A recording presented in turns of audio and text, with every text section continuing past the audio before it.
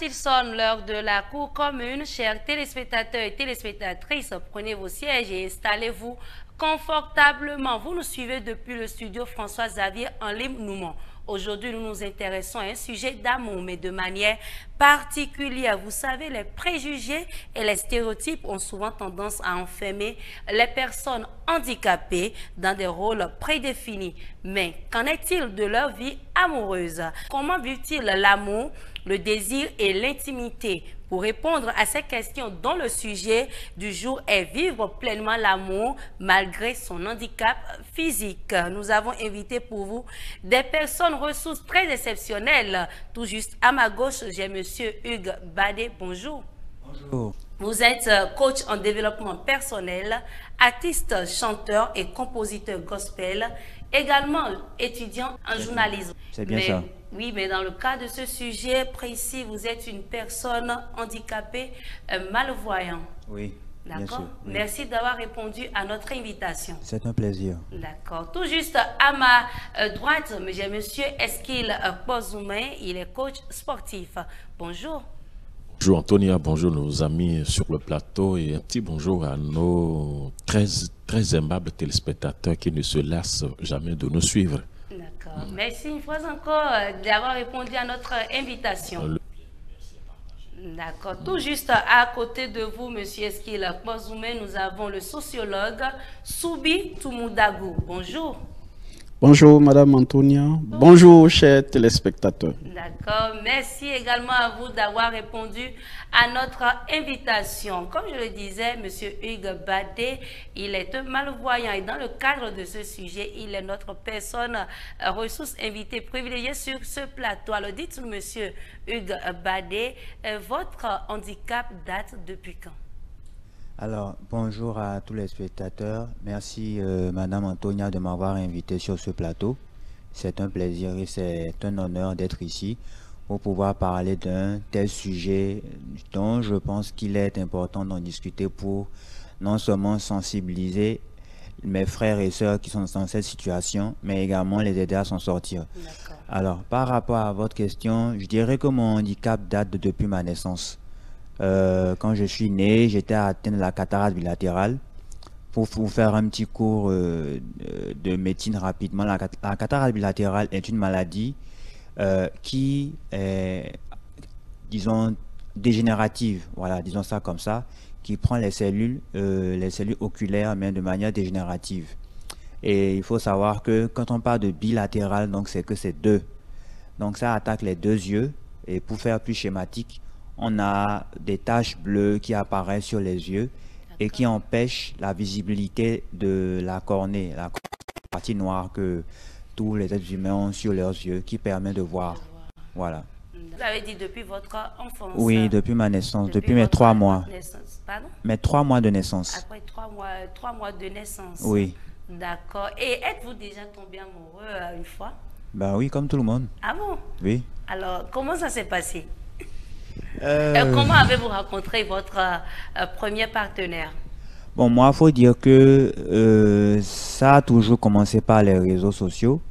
Puisque j'ai un téléphone avec une application vocale qui me permet d'interagir avec tout le monde. Donc, c'est par les réseaux sociaux que je l'ai rencontré. Plus précisément, dans un forum Facebook. C'était une émission animée par un animateur, Feu Tonton Féno. Et c'est comme ça que je l'ai rencontré. On a commencé par échanger sur Facebook. On discutait des heures à s'écrire pendant 2-3 semaines. Et lorsque j'ai senti que le feeling y était, je lui ai dit, ben, il serait quand même temps qu'on se rencontre et qu'on puisse mettre un visage sur un nom. Donc c'est comme ça que nous nous sommes rencontrés. Et bon, la belle histoire a commencé après.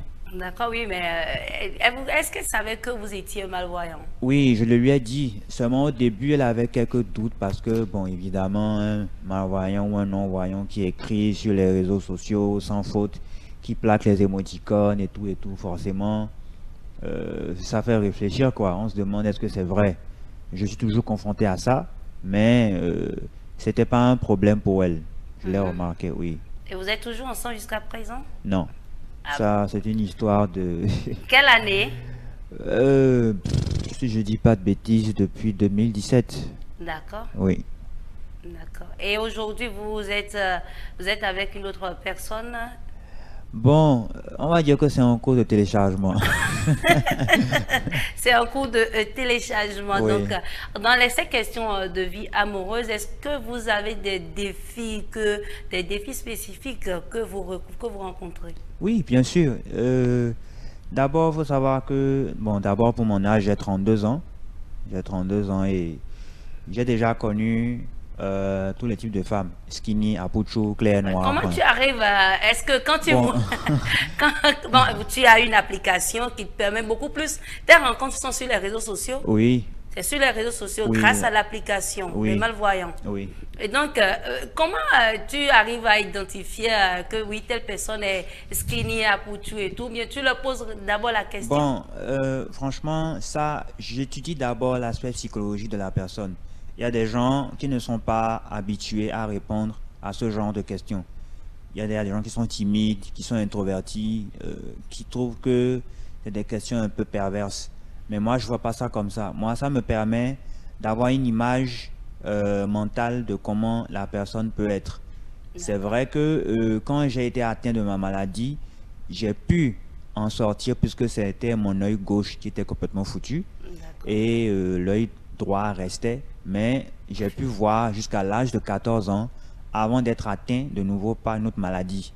Donc, dans ce temps, dans ce laps de temps court qui m'a été permis de voir, je pouvais quand même voir ce que c'est qu'être une femme skinny ou à pucho et tout. Mais en grandissant, avec mes capacités sensorielles, auditives et tout, j'ai pu avoir une idée un peu plus claire et le toucher évidemment. Donc ça dépend des types de personnes. Il y a des gens à qui je ne pose jamais ces questions. Et c'est quand on se rend compte que je lui demande est-ce que je peux te toucher, est-ce que je peux te palper pour voir à quoi tu ressembles ou carrément. Bon, enfin, ça dépend du feeling, ça dépend. D'accord. Monsieur Soubi, vous venez d'écouter, de suivre Monsieur Hugues Badé. Dites-nous, est-ce que vous avez déjà rencontré des personnes handicapées, pas forcément visuelles, mais handicapées physiques, qui se sont quand même mises ensemble avec des personnes normales, qui n'ont pas de situation de handicap, et ont pu vivre ensemble et ont eu des enfants? Merci, Madame Antonia. Je voudrais remercier Monsieur Badé qui accepte de partager un peu sa vie, son quotidien sur ce plateau. Je voudrais répondre à votre question en disant que oui, je connais un malvoyant aussi, un ami à un grand frère à moi, qui, lui, c'est de naissance également, et qui à un moment donné de sa vie a senti le besoin de prendre une femme. Et dans le processus, j'y étais impliqué et ça n'a pas été facile. Donc, oui, mais on veut comprendre ce qui s'est passé, comment ça a été. Est-ce que cette personne s'est mariée avec une femme normale qui a toutes ses facultés physiques en place?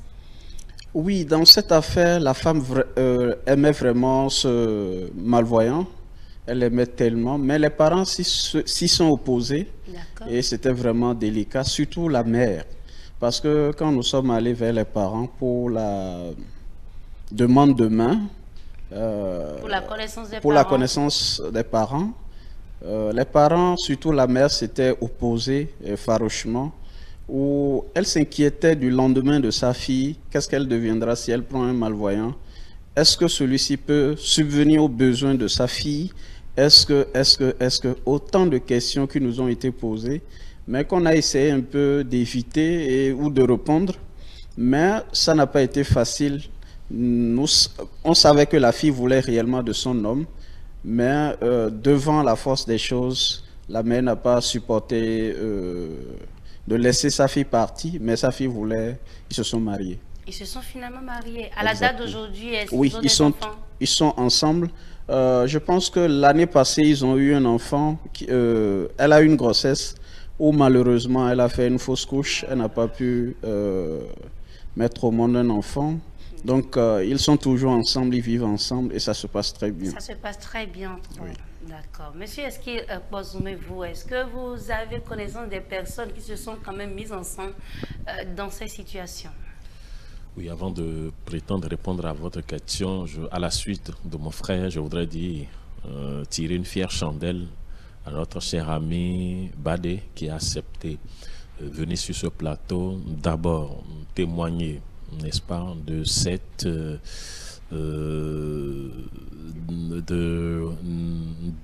de ce mal, je voudrais dire, qui m'excuse de ce mal, et qui, de par sa présence, passe un message aux autres pour leur dire que ça ne constitue pas un frein. Votre handicap, ça ne devrait pas constituer un frein pour votre épanouissement.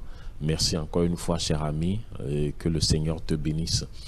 Amen. Oui. Votre question, c'était de savoir oui.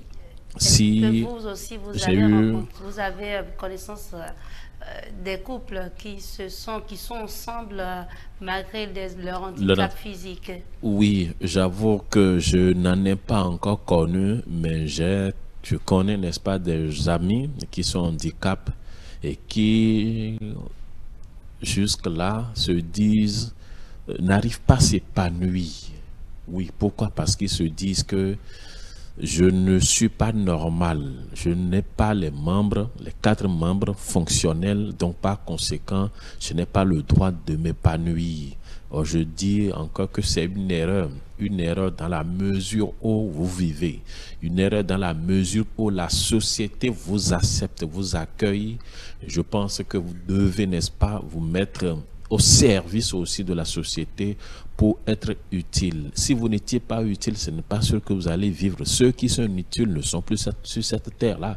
Donc, je n'ai pas encore rencontré, mais je suis sûr que ceux qui auront l'occasion de vivre cette expérience, ces personnes handicapées, je voudrais dire, qui auront l'occasion de vivre cette expérience, la nature sera de leur côté afin que cette expérience que nous, les personnes normales, nous qualifions d'injuste, parce que je me vois, les 2 exemples tout à l'heure illustrent clairement ce que je voudrais dire. Il est difficile à une personne normale de se mettre ensemble ou d'aimer une personne handicapée. C'est là un peu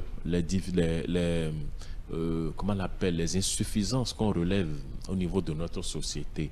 Je ne sais pas ce qu'il a de mauvais tant que la personne vit, tant qu'il est en mesure d'aller et de revenir, d'être utile à la nation. Je suis sûr qu'il est utile et peut réellement vivre l'amour, puisqu'il s'agit, n'est-ce pas, de cela. Oui, pourquoi ne peut-il pas vivre l'amour? Oui, ça, je pense que c'est là même la question. Les gens, ce sont des personnes qui vivent comme nous. Ils vont, ils viennent, ils ont un cœur qui bat. Il a dit tout à l'heure dans son intervention, j'ai souligné quelque chose, il m'a dit, j'apprécie mes proies pas par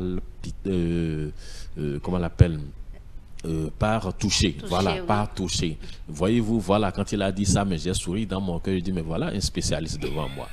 Voyez-vous, donc c'est un peu ça. Donc ils ont pu développer ce sens-là. Voyez-vous, ils ont pu développer leurs différences, si bien qu'il suffit d'écouter, il suffit de toucher, il suffit, n'est-ce pas, d'être même à côté de la chose, et ils arrivent, n'est pas, à détecter de quoi s'agit-il. Donc, je ne pense pas que ce sont des personnes qu'il faut mettre à l'écart, non, de la société.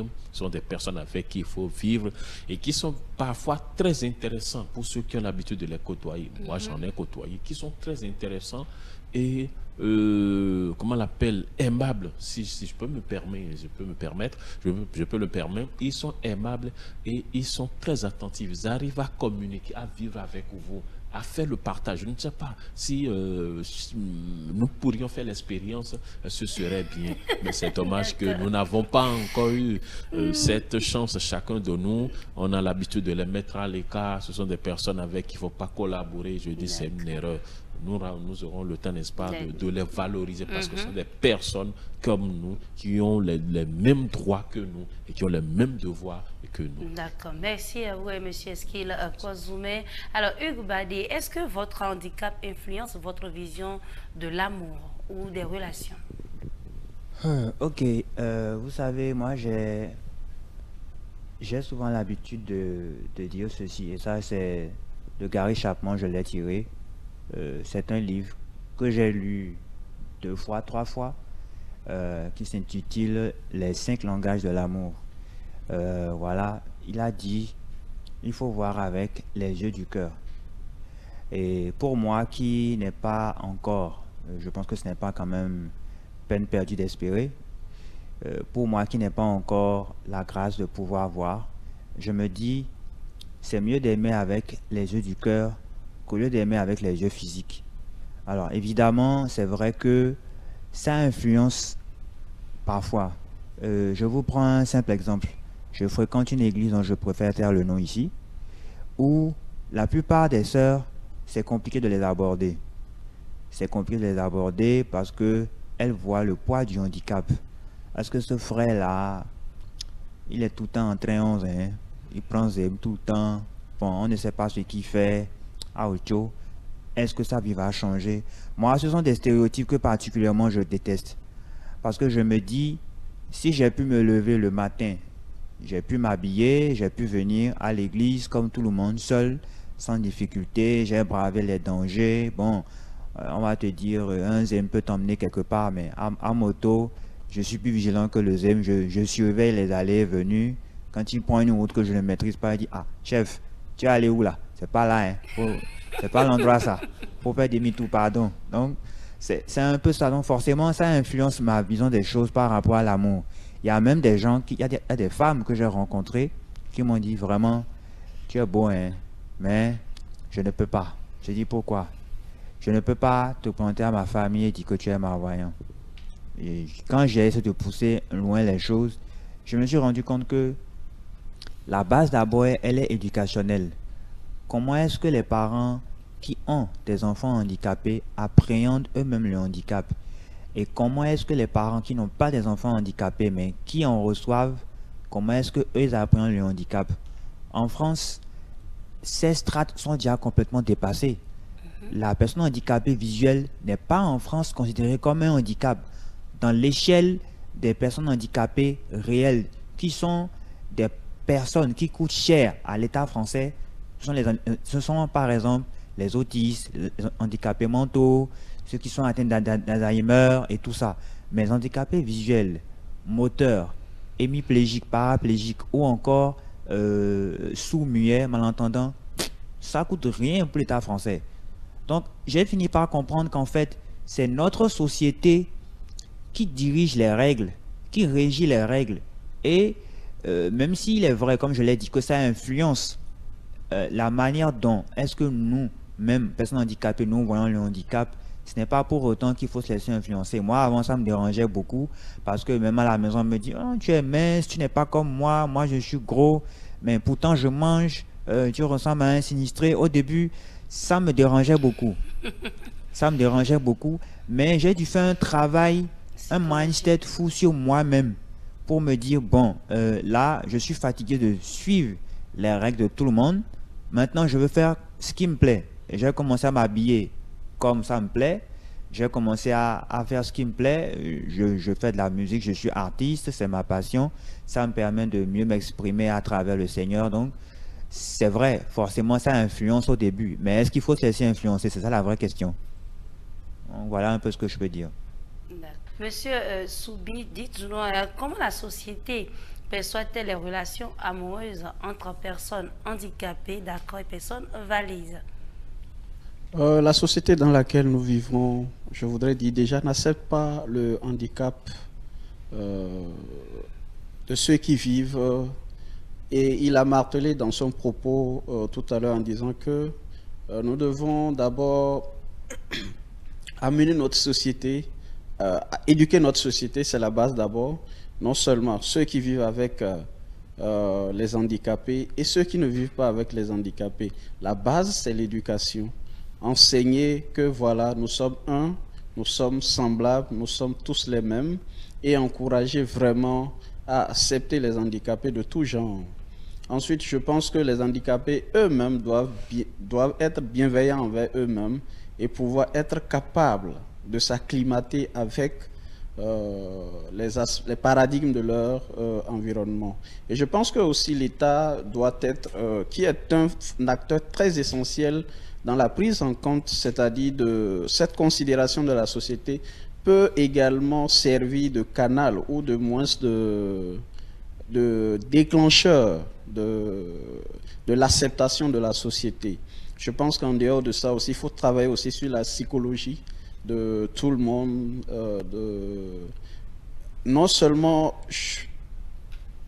c'est-à-dire au niveau de la base, surtout dans les écoles. Moi je pense qu'il faut avoir un espace dédié à l'éducation sur les personnes handicapées, commencer d'abord par l'éducation et revenir surtout au niveau culturel et appréhender, c'est-à-dire les faits, les stéréotypes culturels endogènes ou exogènes qui sont un frein à l'handicap ou de la considération ou des représentations sociales autour du handicap chez nous, particulièrement au Bénin. Je pense que vraiment il y a à faire, non seulement au niveau de l'État, au niveau de la société, mais également au niveau de toutes les couches pour que voilà, ce phénomène soit beaucoup plus enrayé. D'accord. Monsieur Eskil Bozoumé, vous savez, le gouvernement accorde quand même une place de nos jours aux personnes en situation de handicap quand il s'agit des concours, des recrutements, et etc. Ceci voudrait dire que les personnes handicapées ne sont pas du tout oubliées. Oui, ces personnes ne sont pas oubliées. Si vous l'avez bien dit tout à l'heure, si déjà les recrutements, on les associe ou ils sont sollicités pour être utiles à la nation, je pense qu'ils ne sont pas oubliés, ne seront jamais oubliés. Pourquoi? Parce qu'ils font partie de la société. Ils sont membres à part entière, de la société. Ce que je voudrais souligner est ceci. Est-ce que ces personnes handicapées, est-ce qu'ils arrivent, n'est-ce pas, eux-mêmes à transcender, n'est-ce pas, ce frein-là? Parce que vous savez, le problème est ceci. Si vous-même, vous n'arrivez pas, n'est-ce pas, à transcender cette barrière, je voudrais dire cette barrière-là, ça veut dire que les autres ne pourront jamais venir à vous.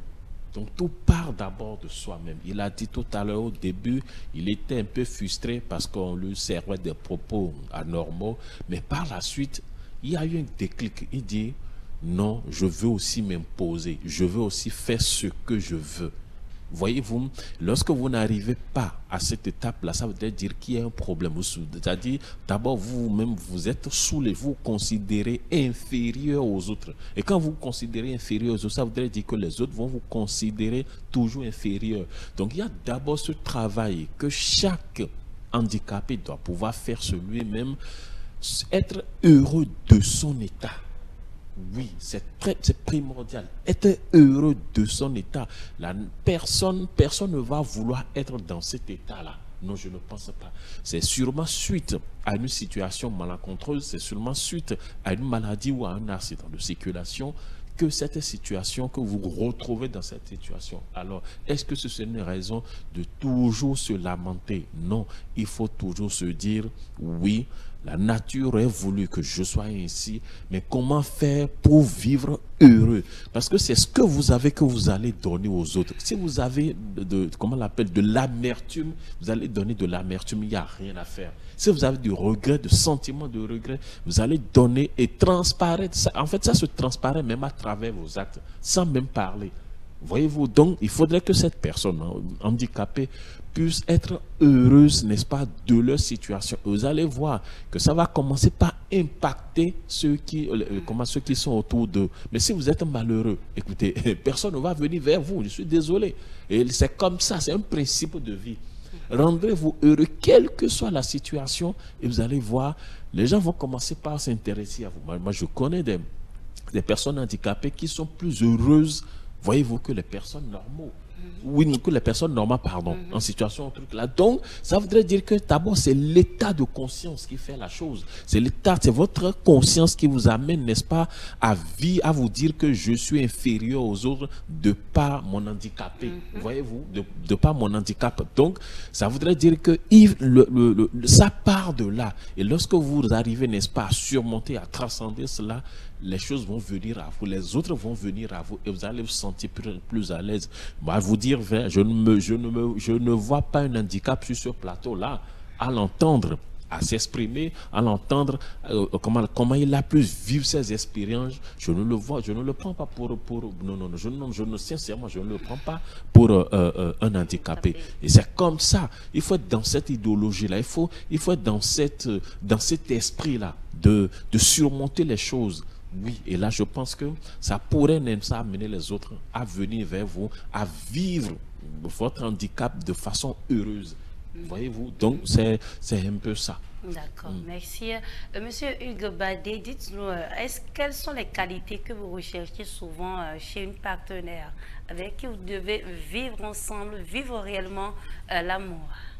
C'est une question, hein.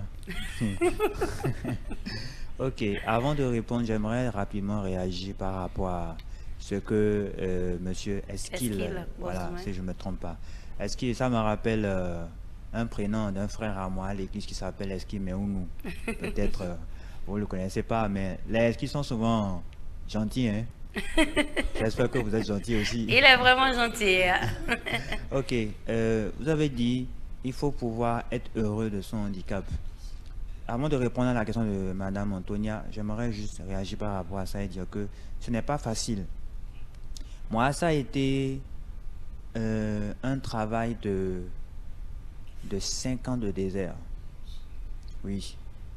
J'ai vécu ce qu'on appelle la dépression au stade aigu. C'est-à-dire que je pourrais me lever comme ça et sortir et dire « Quelqu'un non, attends, emmène-moi là où tu veux. » Je connais la source, mais ça a été difficile. Ça a été vraiment difficile. J'ai dû faire une mise à jour complète de mon mindset.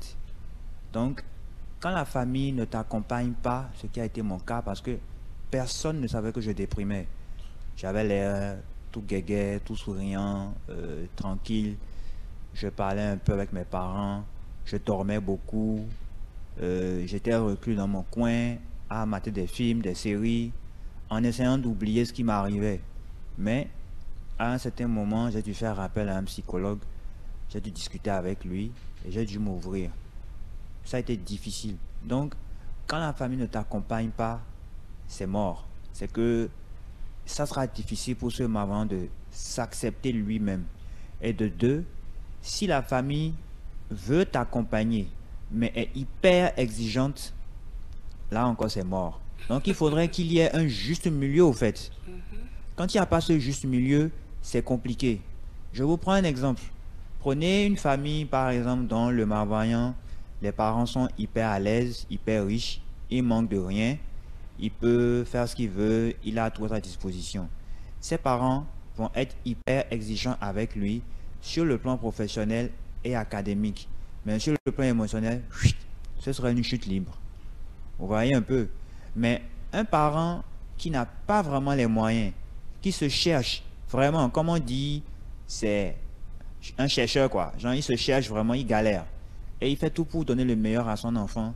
Celui-ci, même s'il n'a pas tout, vous allez voir que son équilibre émotionnel sera soit jugé stable ou supérieur à la normale. Et moi, ça a été mon cas. Certes, j'avais tout.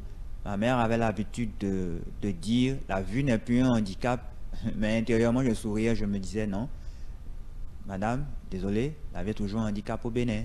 Ailleurs non, mais ici oui. Donc, quand c'est comme ça, le parent qui donne tout à son enfant va forcément attendre un résultat.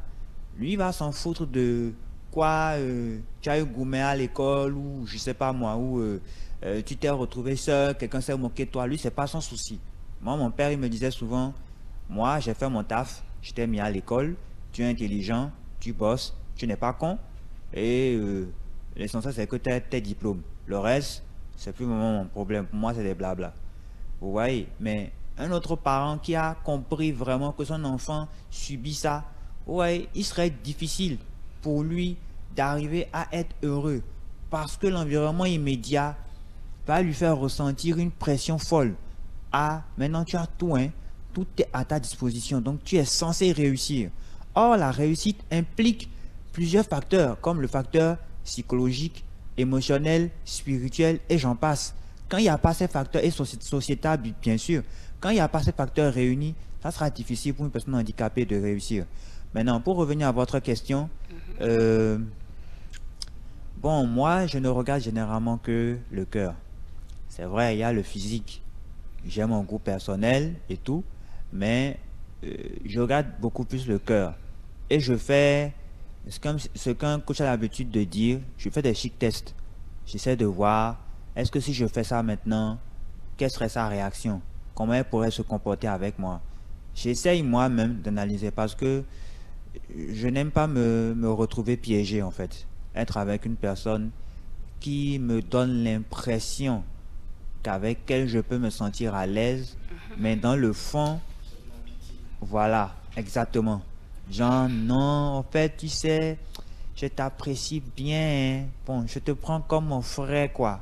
Moi, quand c'est ça, c'est la go même que moi je friendzone. Franchement.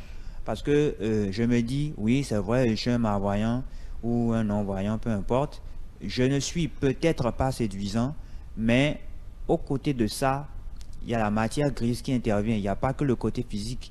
Mais généralement, souvent, les gens regardent beaucoup plus le côté physique. Donc moi, je me concentre beaucoup plus sur l'aspect intérieur que l'aspect superficiel. Est-ce qu'elle a de la compassion? Est-ce qu'elle est capable de se montrer en public avec moi? Est-ce qu'elle serait capable de me défendre? Serait-elle capable de m'accompagner dans ma vision? Puisque, voilà, je suis en formation en journalisme, mais j'ai des rêves. J'aime bien le cinéma. Je compte faire du cinéma audio, par exemple, ou devenir une grande star de la musique gospel. Donc, je regarde tous ces éléments. Est-ce que, en résumé, elle serait capable de m'accepter comme je suis et de me suivre dans mes objectifs? Donc, voilà un peu ce que je peux dire. D'accord. Merci.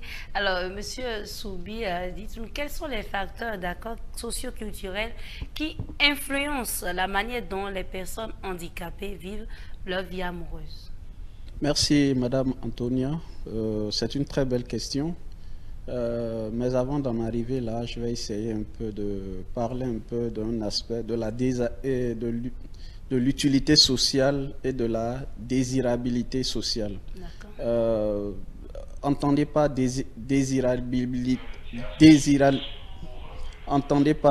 désirabilité sociale, le fait que voilà, d'abord nos parents nous désirent dans notre position de handicap et que nous-mêmes nous acceptons que nous sommes handicapés. Ces deux facteurs-là résument ce que j'appelle désirabilité sociale. Maintenant, l'utilité sociale, c'est que, est-ce que moi, dans mon handicap, est-ce que je suis utile à la société? Est-ce que je suis utile à une fonction? Et là, ou utile à la société? Et un exemple que moi-même j'ai vécu, c'est une nièce à moi où elle a eu le même souci que M. Badé. Il y a un œil qui est crevé, ou du moins, je ne sais pas, à l'école, un enfant a tapé dans l'œil, mais elle vivait avec une de mes sœurs. Je suis allé là pour une courtoisie. J'ai pu constater que dans son œil, il y avait de l'eau. J'ai fait pas attention, j'ai vu qu'il y avait de l'eau, mais je lui ai demandé qu'est-ce qui se passe. C'est là, elle m'a dit qu'elle a mal à l'œil. Et après, je lui ai demandé si elle voyait, elle me dit non. Tout de suite, j'ai pris le taureau par les cornes. Je suis allé à Paraco, je pense à Boko, où on a fait des analyses, on a dit que l'œil, on ne peut plus récupérer et qu'on a très bien fait de venir tôt parce que les deux sont liés et que si on avait pris un peu du temps, l'autre aussi allait être impacté. Donc, elle a perdu l'usage d'un œil. Aujourd'hui, elle ne voit qu'avec un seul œil. Mais je vous dis que pour la gérer, cette fille, c'est très compliqué parce qu'elle n'accepte pas encore son handicap et elle pense que, bon, c'est nous qui l'avons mis dans cette position-là et c'est compliqué de la gérer. Donc, il faut que la personne elle-même accepte d'abord que c'est quelque chose qui est arrivé dans la vie. Il faut que je fasse un effort et que je vive avec. Alors, voilà pourquoi la désirabilité sociale, c'est-à-dire qui concerne les deux côtés, d'abord la personne handicapée et ensuite la société. Maintenant, les déterminants au niveau de l'autre côté, la personne en face, c'est la discrimination, le rejet, qui sont vraiment des facteurs ou les déterminants qui enfoncent encore plus l'handicapé dans sa position lorsqu'il se sent rejeté, lorsqu'il se sent beaucoup plus incriminé ou, c'est-à-dire, dans une position où il doit se défendre aussi. C'est là encore que c'est plus grave. Et quand il n'arrive pas aussi à s'adapter avec la situation en face, il dira que ce sont les autres. Donc voilà, au niveau maintenant de l'utilité sociale, je pense que il doit vraiment travailler sur l'aspect psychologique de son effort, de sa personne à être utile à la société. Et M. Badé dit tout à l'heure qu'il rêve d'être cinéaste, il rêve d'être un grand musicien gospel. On voit maintenant ce côté où je parle de l'utilité sociale, parce qu'il veut vraiment aider un peu la conversion des âmes au travers de sa musique gospel. Il veut vraiment apporter un peu du riz au travers du cinéma. Donc voilà pourquoi l'utilité sociale. Donc voilà ce que je peux dire, madame. D'accord. Monsieur Eskil Pozoumé, dites-nous comment un handicap peut-il enrichir sa relation amoureuse? Oui, ça dépend d'abord du milieu. Voyez-vous, quand je parle du milieu, de tous ceux qui l'entourent, de part d'abord des parents. Et c'est l'occasion aussi pour lancer un appel, est-ce que je vais qualifier ça de vibrant, mais de poignant, voyez-vous, aux parents qui ont eu des enfants handicapés. Tout ce que je voudrais leur dire, ne les sous-estimez pas. Ils ont besoin aussi d'amour, d'affection que des enfants normaux. Je voudrais, n'est-ce pas, que ces parents fassent cet effort-là pour pouvoir, n'est-ce pas, permettre à ces enfants de s'extérioriser. Vous demandiez si tout à l'heure, si comment ils peuvent vivre, n'est-ce pas, l'amour, n'est-ce pas? Comment ces personnes handicapées peut-elles enrichir leur relation amoureuse et vivre pleinement l'amour? Oui, avant ça, il faut devoir les accepter. Parce que quand tu n'acceptes pas quelqu'un, tu ne peux pas vivre avec lui. Oui, c'est la première des choses, les accepter comme soi. D'accord. Oui, les accepter comme soi, les comprendre dans leur handicap, les accompagner. Il a dit tout à l'heure, il voudrait d'une femme qui pourrait l'accompagner dans ses visions. Voyez-vous? Donc, les accepter d'abord, les comprendre et les accompagner. Et je suis sûr qu'ils ont des talents cachés. Parce que quand tu perds, n'est-ce pas, un membre, la force de cet membre perdu se retrouve dans l'autre. Ça veut dire qu'ils ont des talents cachés et c'est en les côtoyant, c'est en les mettant en confiance qu'ils vont pouvoir s'extérioriser, qu'ils vont pouvoir partager l'amour qu'ils ont. Et laissez-moi vous dire, ce sont des personnes aimables, je l'avais dit tout à l'heure. Oui, que ce sont des personnes aimables. Il faut les fréquenter pour savoir ce qu'ils sont. Ce n'est pas parce que je suis une personne malvoyante que je n'ai pas le temps ou la chance ou le droit d'aimer. Je dois pouvoir aimer et on doit pouvoir m'aimer parce que je suis membre de la société. Alors, ces personnes qui, par moment, expriment leur amour, nous sommes en mesure de les écouter. Je ne parle de sexe, de n'importe quel sexe, que ce soit masculin ou féminin. Nous sommes en mesure. Tout handicap physique. Merci. Ce n'est pas seulement les malvoyants. Non, pas seulement les malvoyants. De tout handicap physique, nous avons le devoir, je dis bien devoir, de les écouter. Et aux femmes, peut-être, de leur dire, mais écoutez, le cœur a ses raisons que la raison ignore. Lorsque votre cœur vous conduit vers une personne handicapée, laissez le cœur s'exprimer. parce qu'on ne sait jamais ce que demain nous réserve. Voyez-vous donc, mais se dire qu'il est une personne handicapée et comment on l'appelle, on n'arrive pas à laisser l'amour s'exprimer parce qu'il est handicapé physique, je veux dire que c'est si on dit souvent à l'église que Dieu va vous demander des comptes, je suis sûr qu'au paradis ou en enfer, Dieu vous demandera des comptes parce qu'il a mis cette personne sur votre chemin pour que vous puissiez l'aimer. Et vous savez, quand on aime quelqu'un ou la personne se sent aimée, il y a une confiance qui se dégage. Oui, il y a une confiance qui se dégage. On se dit, ah, attention, je suis aimé. Quelqu'un pense à moi quelque part. Voyez-vous, ce sont des petits gestes qu'on pourrait, n'est-ce pas, mener envers ces personnes pour qu'ils puissent se sentir aimés, social, pour qu'ils puissent se dire, mais nous sommes membres d'une société et que nous sommes utiles, par conséquent, du moins, nous sommes utiles à la société. Donc, une personne, je voudrais aussi revenir sur les hommes, bon, ce n'est pas si difficile chez les hommes. Oui, c'est surtout au niveau des femmes que c'est un peu complexe. Oui, écoutez, nous le savons tous. Combien de femmes sont comment on l'appelle, sont prêtes, n'est-ce pas, à aimer une personne handicapée. Non.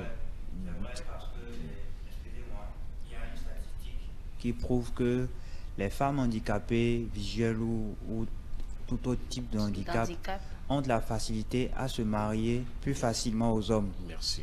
Donc, c'est juste pour apporter un moyen à ce qu'il disait. Vous connaissant la nature des femmes, je ne voudrais pas les déshabiller ici. Hein? Bon, connaissant la nature, je ne voudrais pas les déshabiller. Une femme vient à toi si tu as les moyens. Une femme vient à toi si tu as présentable. Donc, il y a de ces critères que développent ou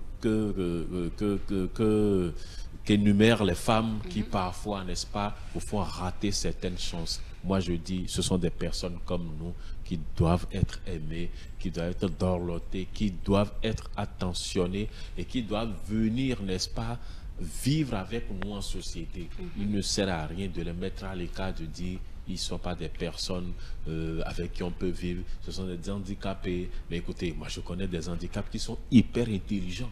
Vous l'avez dit tout à l'heure. Qui sont hyper intelligents. Quand ils s'expriment, ils sont trucs là. Quand mais comme M.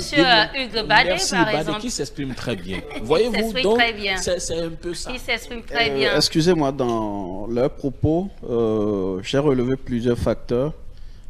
Les facteurs environnementaux, les facteurs économiques, les facteurs sociaux qui sont vraiment un poids dans le choix du conjoint au niveau de la personne handicapée, surtout au niveau de l'homme. Mais je voudrais relever un aspect des Jeux paralympiques où j'ai suivi une émission, je pense que c'était le football des aveugles, the blind ball. I don't know what they call it, but mais c'était un jeu passionnant où un joueur qui est venu et qui avait... Sa femme était bien portante, qui l'a accompagnée, qui était vraiment là. Je voyais même dans les stades, elle criait « Allez, allez, allez !» C'était vraiment émouvant. J'ai trouvé ça tellement bien.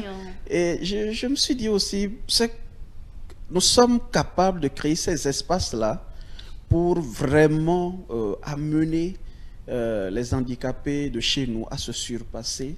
C'est pourquoi je relève ces facteurs environnementaux, sociaux et sociaux ou économiques, si vous voulez, qui sont vraiment déterminants dans la façon de notre société à apporter de l'aide aux handicapés. Ok, d'accord.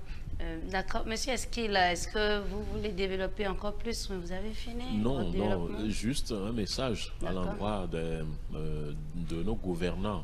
Pensez plus, c'est vrai. Je me rappelle tout le temps, il y avait une décision, je ne sais pas si c'est ministériel ou c'est pas trop, et qui voudrait que chaque entreprise recrute des personnes. Je me rappelle, il fut une année ou là, je ne me rappelle plus, et je voudrais bien que ça continue, et tel qu'il a dit, créer vraiment un espace pour que ces personnes puissent s'extérioriser, pour éviter, n'est-ce pas, d'être stressées, d'être, comment on l'appelle, hors hors société, vous voyez, hors de la société, pour se dire non, nous on est handicap, donc on n'a rien à faire pour la société. Non, tant que vous vivez dans la société, vous êtes utile. Vous avez quelque chose que nous n'avons pas. Voyez-vous, au niveau des sens, voyez-vous, quand ils développent bien leur sens pour les malvoyants, je vous assure que quand ils touchent même quelque chose, ils connaissent déjà la couleur de la chose. Oui, quand ils développent leur sens, oui, quand ils touchent la chose, ou quand ils t'écoutent, je vous assure qu'ils détectent ce que vous êtes.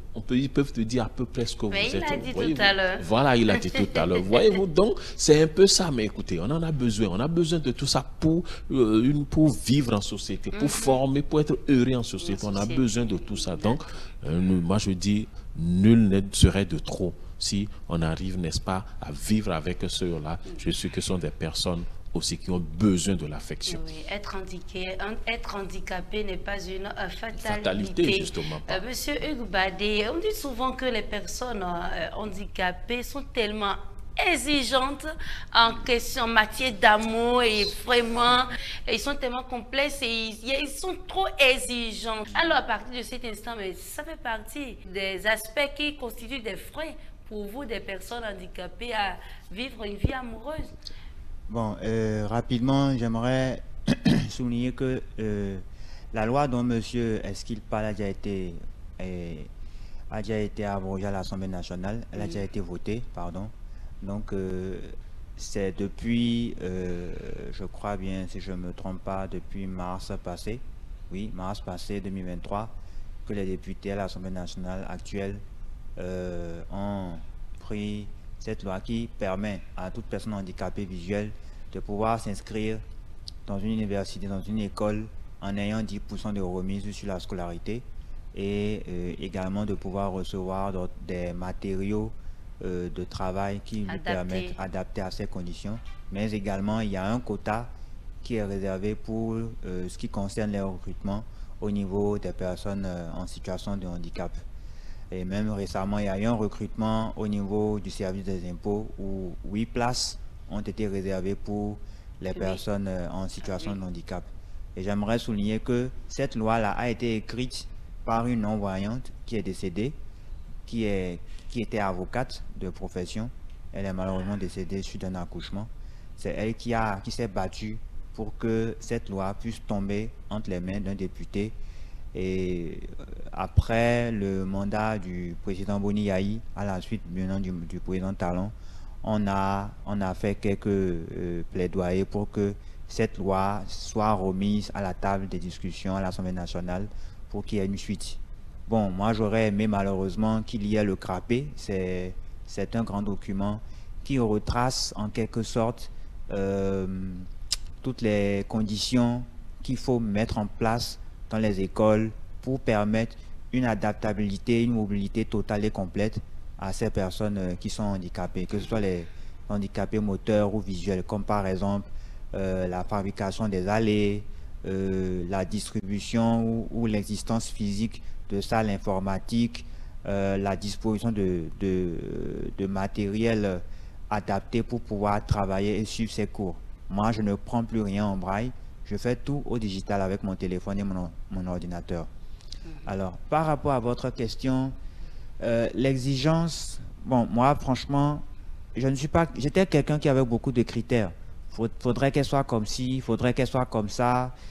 Mais avec le temps, quand tu quittes de 25, tu viens à 27, ding, ding, ding, ding, tu vois rien, 28, 29, 32, tu dis, bon, critères là, il vaut me laisser tomber. Donc, on devient réaliste avec le temps. C'est vrai, il y a d'autres qui sont exigeants. Si elle n'est pas comme ci, si elle n'est pas comme ça, si elle n'est pas à Poutou, je ne la prends pas. Si elle n'est pas skinny, je ne la prends pas. Moi, aujourd'hui, je prends ce qui vient. Ne veut pas dire que je prends n'importe quoi. Mais je prends ce qui vient tout en étudiant, tout en observant, et j'essaie de voir ce qui m'avantage. Donc, l'exigence s'abandonne avec le temps. Mais c'est vrai que les personnes handicapées visuelles sont assez exigeants, mais ce n'est pas leur faute.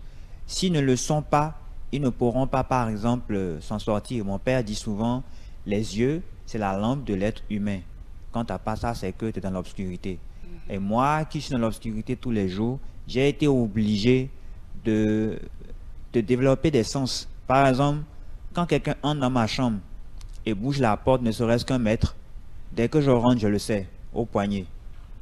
Donc, c'est des choses qui font que je suis hyper exigeant. Quand quelqu'un déplace une chaise que j'ai déposée à un endroit, et je sais que dans ma tête, la cartographie de chez moi, il est là, j'essaie de me déplacer d'une manière donnée, et il y a un truc qui est mis, qui fait obstruction à la voie, souffrait que je puisse crier pour dire, mais qui a déposé ça là, c'est pas normal et tout. Donc, l'exigence, c'est pas de leur faute, c'est pas de notre faute, c'est lié au handicap. Ça dépend et ça varie des types de handicap. Les handicapés moteurs, par exemple, n'ont pas vraiment ce véritable problème en matière d'exigence, puisque eux, au moins, ils ont la vue. Mais pour nous autres qui n'avons pas la vue, on force de constater qu'on est très exigeant sur beaucoup de choses. Alors, d'accord. Nous sommes d'ailleurs presque à la fin de cette émission. Alors, Monsieur Hugues Badé, quel conseil donneriez-vous à d'autres personnes? Quel conseil donneriez-vous à d'autres personnes malvoyantes ou qui ont un handicap physique qui souhaitent vivre l'amour? En quelques secondes. Restez vous-même, soyez forts, accrochez-vous au Seigneur Jésus et tout ira bien. D'accord, merci. Monsieur, est-ce qu'il pose votre mot de fin? Oui. De toutes ces personnes handicapées. Oui, tout ce que je voudrais dire à cette personne, ne vous estimez pas, vous avez la chance de vivre. Voyez-vous, donc profitez de votre existence, ne regrettez pas un instant de votre infirmité ou de votre situation d'handicap. Dites-vous, je vis, je suis utile aux autres et je suis sûr que vous allez passer une existence aisée. D'accord. Monsieur Soubi, vous?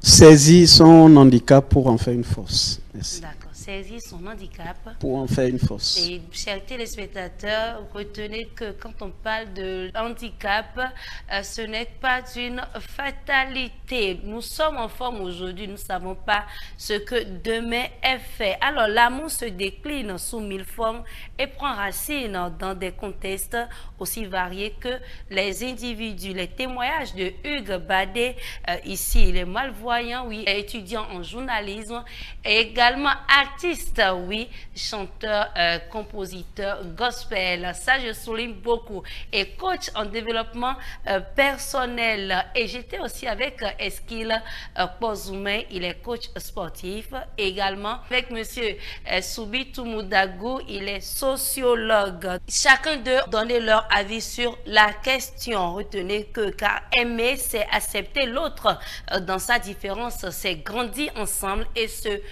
dépasser. Merci à vous, chers téléspectateurs, de nous avoir suivis. Ne prenez plus ces personnes handicapées au mot, ne les jugez plus. Elles méritent de vivre pleinement l'amour dans la société. Elles ont besoin de votre accompagnement. Merci à toute l'équipe de la technique. Retrouvez-nous sur l'ensemble de nos canaux digitaux, notre site web www.etelebene.com, notre page Facebook E-Télé en direct, notre compte IS, E-Télé Live, notre chaîne YouTube, E-Télé Bénin via nos applications iOS et Android, E-Télé Bénin, E-Télé avec vous, pour vous.